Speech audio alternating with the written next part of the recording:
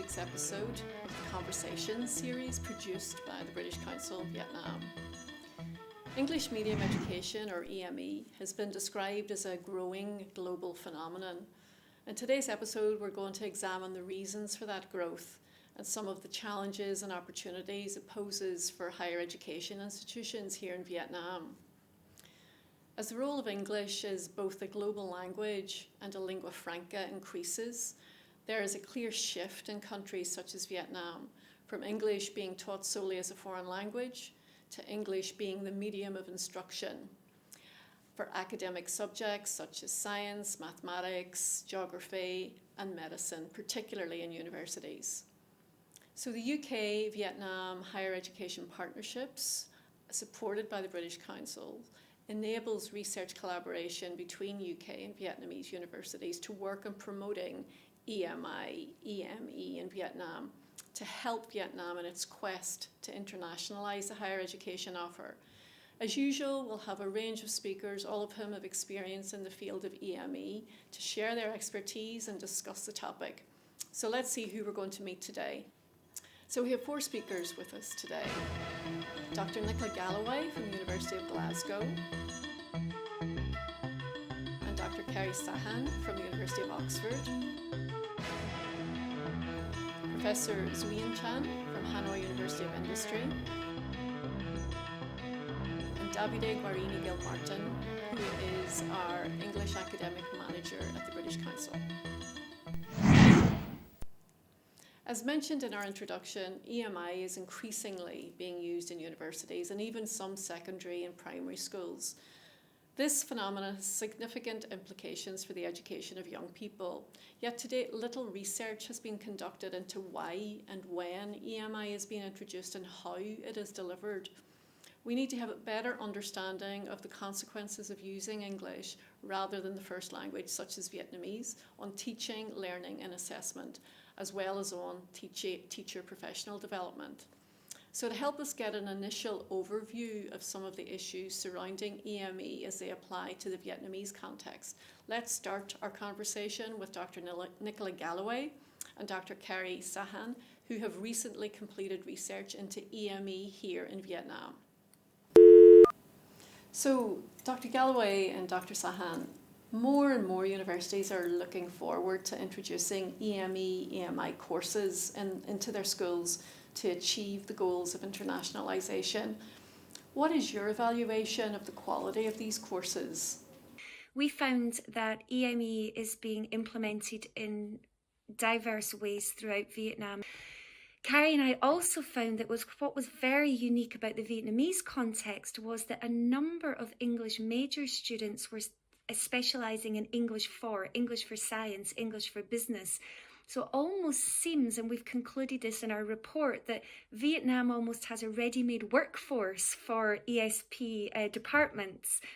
Our study also revealed a lack of collaboration between ELT practitioners, EAP and ESP teachers, and the content practitioners. Another thing that we found in the Vietnamese context was that EMI programs were often labeled as either advanced programs or high-quality programs. We found this labeling quite concerning.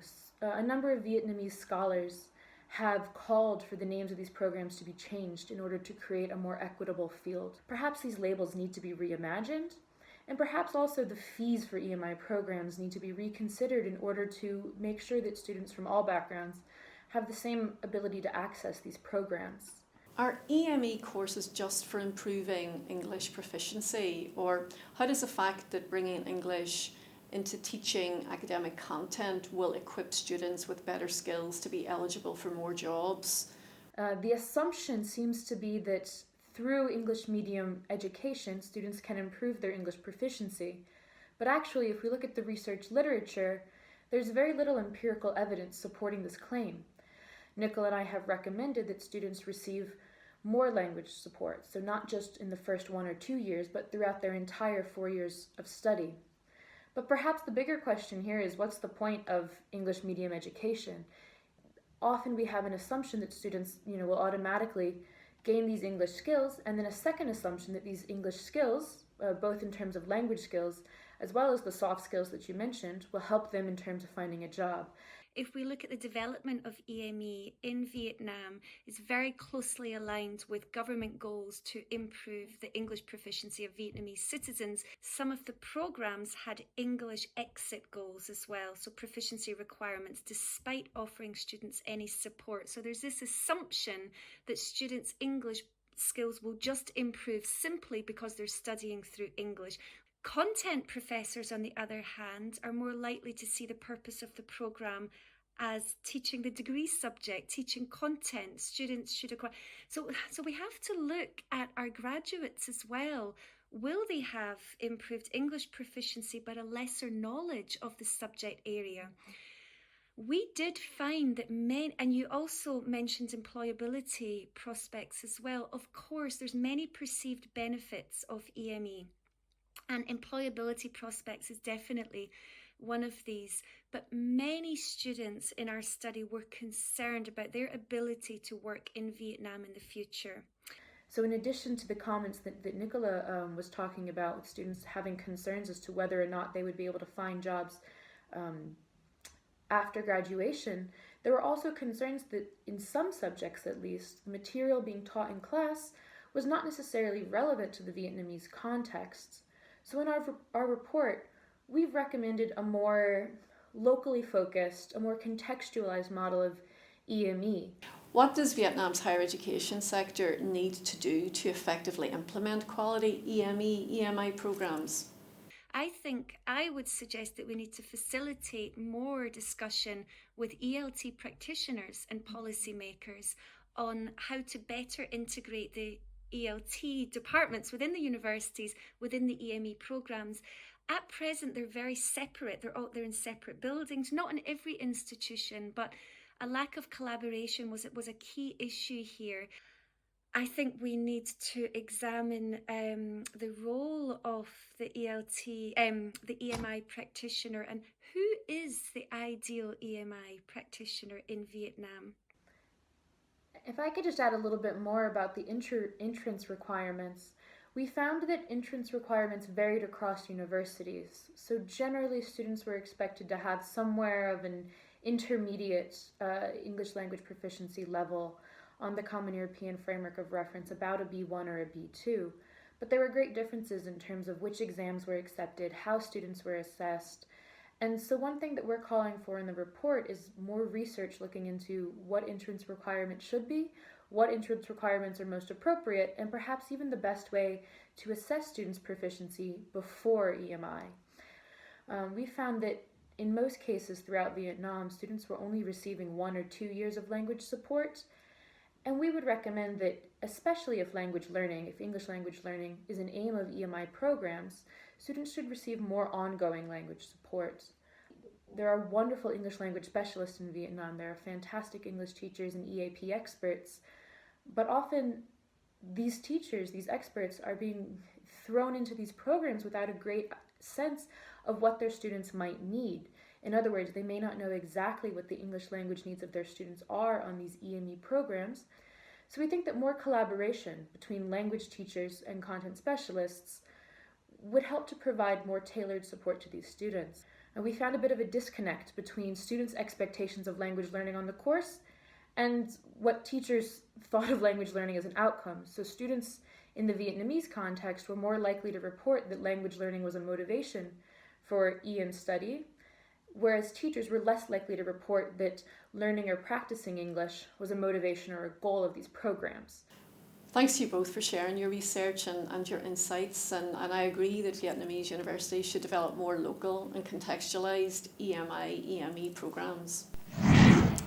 Now, having had that overview from Dr. Galloway and Dr. Sahan, let's drill down to get the experiences of one university in Vietnam that has been active in developing and implementing EME programmes. So, hello, Professor Duyên.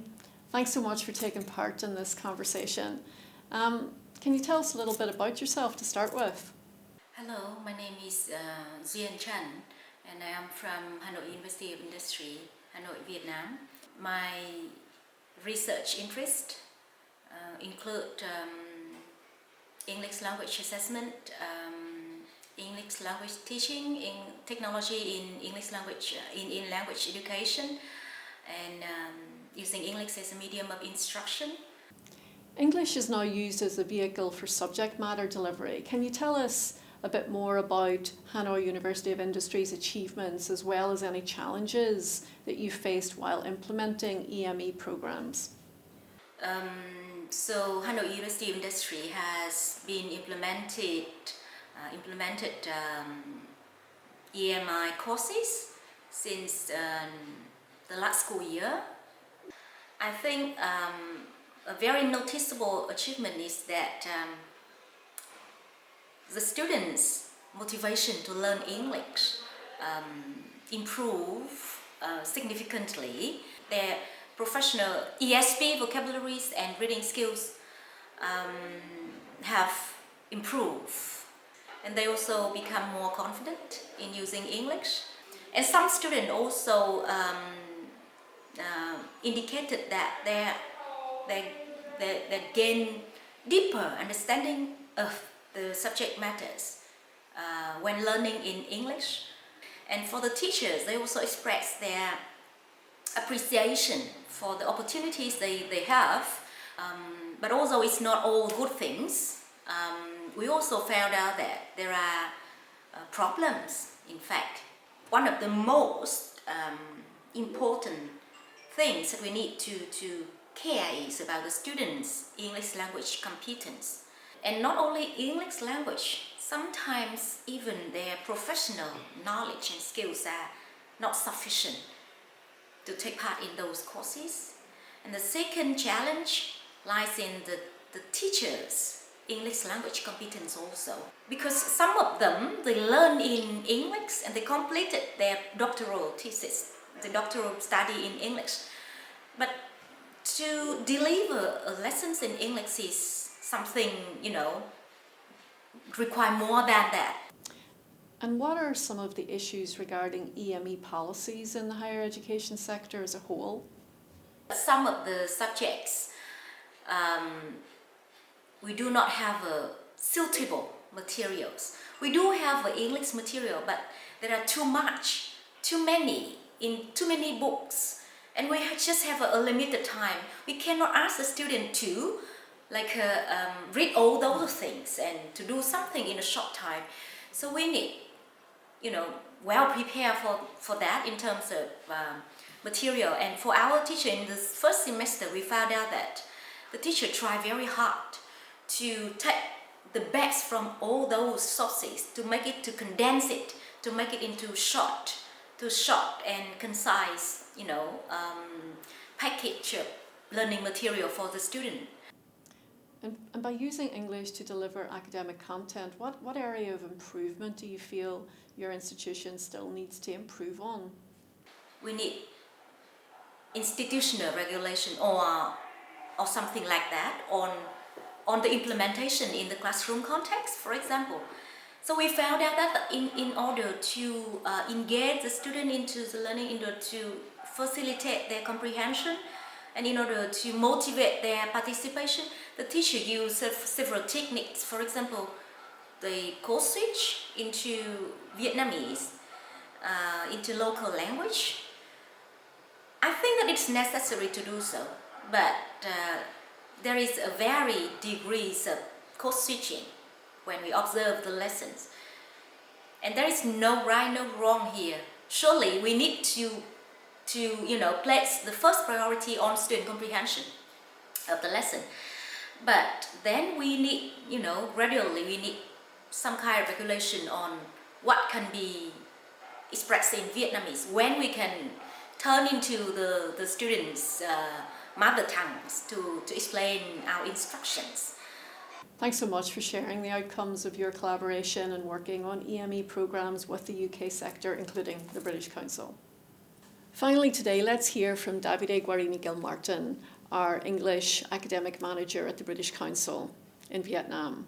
Hey Davide, do you want to say something to our audience about your role at the British Council here in Vietnam? Sure. My name is David Guarini-Gilmartin. I'm the British Council Vietnam's EES academic manager. EES means English for Education Systems. So we basically are responsible for working with our partners here in Vietnam, such as MOET, the Ministry of Education and Training, and also local departments of education and training. And also we do a lot of work with universities and colleges throughout the country. So as someone who has worked in this field for a while, how does internationalisation bring opportunities and challenges to Vietnam's higher education, particularly to local universities? Yeah, I think, again, there's a number of areas there where there are opportunities. But again, there needs to be an investment in terms of time and money and effort to make sure that there are benefits. We can think about it at different levels, perhaps. First of all, at the policy making level, at the ministry level, there's quite a push for more internationalisation, as you've said. Also at the university level, there's lots of competition amongst universities. Yeah, then there are some issues in terms of how those courses are designed, how they're implemented, whether they're done internally by the universities or whether they're in partnership with another university, often a university from abroad. In terms then of the delivery of the programmes, there are some issues as well.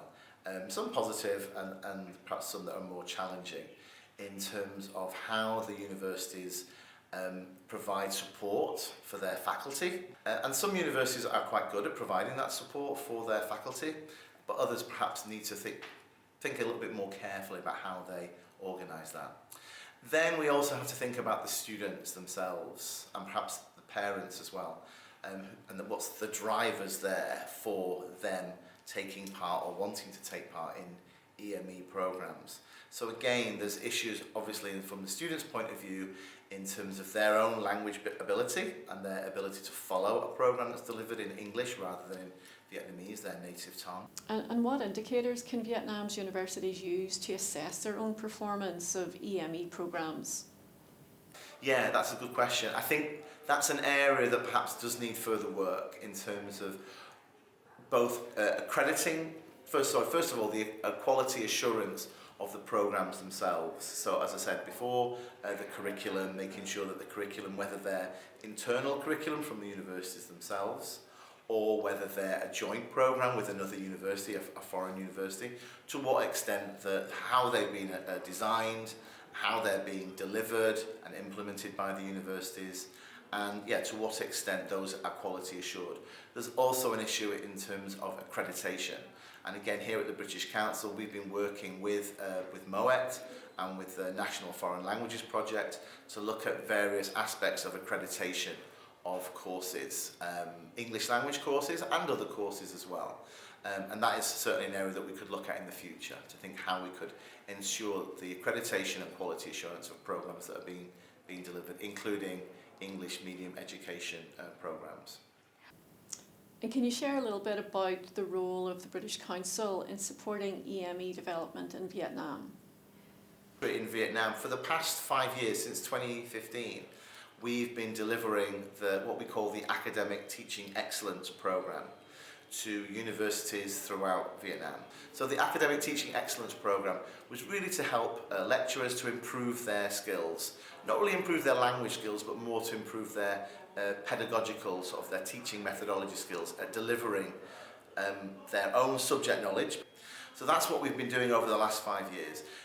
We've now decommissioned that programme because now what we're moving into is far more research. The British Council recognises the fact that English medium education is a growing field, and this is one of our 4 priority themes globally. And the final thing is at the regional level within East Asia itself, which is our region here for British Council. What we're doing is we're moving away from the delivery of content and the delivery of programmes more towards partnership to upscale the provision of EME programmes going forward. So again, the research that flows from those partnerships will be quite beneficial for us and the partners in country and across the region. Thanks a lot, Davide, for sharing your experiences and insights. It's clear that EMI is here to stay and will continue to grow in popularity, especially in higher education, where the decision to promote and implement EMI programs is often a result of a number of key drivers, as referenced throughout today's conversation. Indeed, in a recent British Council study, over 2/3 of respondents felt that the future trend was for a significant increase in EMI provision. So thank you for watching this episode, and we hope that you found it informative. The conversation series is coming to an end soon. We only have 2 episodes left, so stay tuned for them. Until then, goodbye for now, and we hope to see you again very soon.